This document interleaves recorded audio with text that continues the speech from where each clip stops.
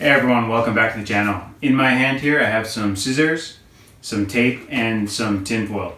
And I use these things to make some quick, cheap DIY blackout curtains for our accommodation here where we will be staying for the next few weeks.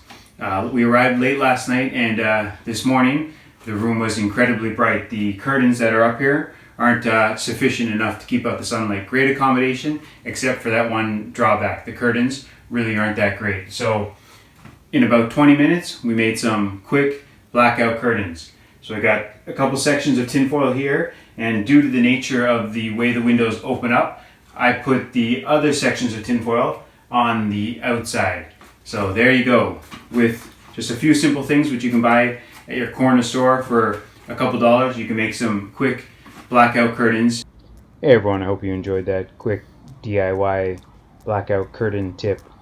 It's definitely come in helpful for me. I saw that myself, I believe in a YouTube video several years ago, and I've done it a few times on the road. It comes in really handy if you're staying in an accommodation just for a few days or even a little longer, and you might not want to go out and actually buy blackout curtains.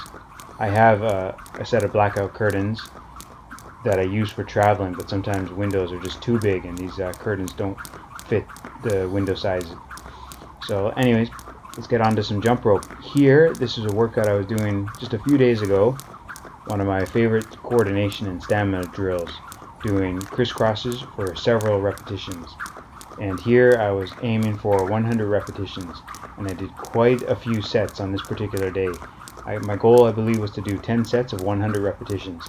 And I had to make quite a few attempts at that because I made several mistakes on that particular day. When you're doing crisscrosses for several repetitions, not only is it tiring, but it demands a lot of concentration.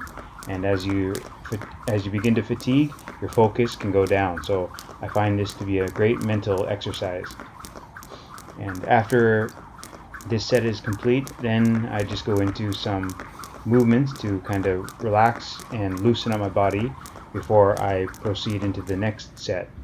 And this is the only set of the crisscrosses which you will see, but you will just see me perform some movements that I like to do to kind of wind down the body and prepare it for another intense drill.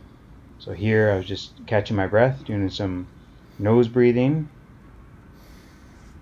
and now I'm tapping the toes and balls of my feet against the ground. That's something I picked up from fitness expert Steve Maxwell several years ago. Just tapping the feet against the ground can help to relax the nerves in the body. Shaking out the legs. You'll see fighters do this sometimes in the corner. Just picking up the legs and just shaking them out. And I'll do the same with the arms. What you're seeing here, this is a great drill to loosen up the legs. Swing the leg back and then just swing it forward. Try to keep the leg nice and loose. Just trying to shake it out, maybe get any lactic acid out of the legs.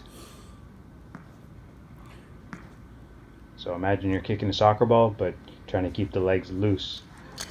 Now bending over and shaking out my arms. You might see fighters maybe like Conor McGregor, Tony Ferguson do something similar. Movement coach Ido Portal as well.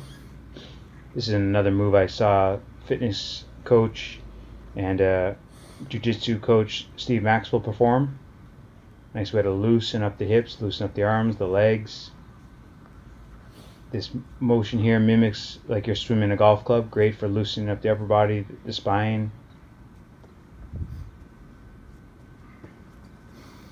Shaking up the whole body. Now this is one of my favorite moves to do. Just jump up and down lightly on the toes and balls of my feet, and while shaking out my arms, my legs, trying to stay very loose and light on my feet. And now, time to proceed into the next set. So I hope to see you guys all again soon. A lot of tutorial videos and workout videos coming up. Thanks for watching, everyone.